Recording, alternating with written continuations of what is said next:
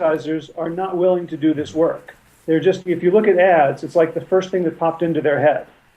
You know, and they're all, so that's why they're all the same, because the first thing that pops into all our heads is, you know, snowmobiles, the price, the power, the type of engine. Features. You know, features, as opposed to, you know, let's say, you know, one thing I love to do is imagine this person's childhood.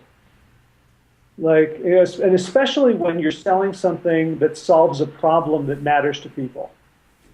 So, for example, I worked with someone whose business is get out of debt, like debt consolidation. And so we took his ideal prospect, and then we age regressed the person to age 10. And we had this boy lying on his bed with a baseball mitt, tossing a ball up in the air at the height of his optimism about his life. Right? What a great life! What success was going to mean to him. And now, 30 years later, this guy is declaring bankruptcy. His business bled out. He's getting a divorce because he put all his time and money and effort and energy and love into this business, and it ruined his family. And I said, write an ad for that 10-year-old boy about getting his life back. And everyone else is, you know, debt consolidation, you know, $99 to start, guarantees. And this is, you know, and these ads that we were writing were about, you know, get back in the saddle. You can, you know, this wasn't your fault. You know, bankruptcy is a lesson, not a punishment. You know, stuff that really stood out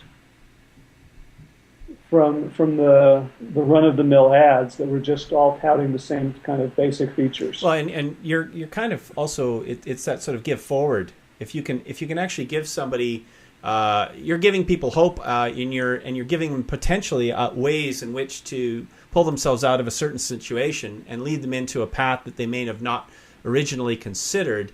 And it's related to a solution sell, obviously. But there's no doubt that if you understand the core emotions that person has and tie some kind of a story to it, is that kind of what you're saying? Yeah, very very often searches lend themselves to stories. You know, all of us are the heroes of our own stories, and you know, if we're in a bad patch, we can forget that. You know, I think of, I'm a big fan of the hero's journey it's a kind of a way of looking at the human journey. It's used a lot in literature, in psychology. It's a way of kind of mapping the human experience. And at one point in the hero's journey, it starts out with the call to adventure. Or rather, it starts out with there's something wrong in the world. You can think of it, you know, used like Star Wars.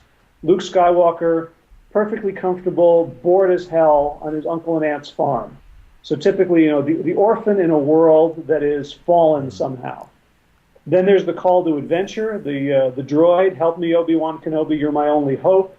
He gets this rush of, I can do something about this. I can take action here. And then there's the refusal of the call. Who am I kidding? I'm just a poor farm boy. I'm not cut out for this. And you could map this onto The Matrix. You can map this onto Harry Potter. You can map this onto Twilight. You can map this onto Lord of the Rings. It's universal. And what overcomes the refusal of the call is the meeting with the mentor. So he meets Ben Kenobi. He gets his father's lightsaber, and he's told your father was a Jedi. And the mentor gives the hero a tool, a magical item that both gives them more power and tells them who they are.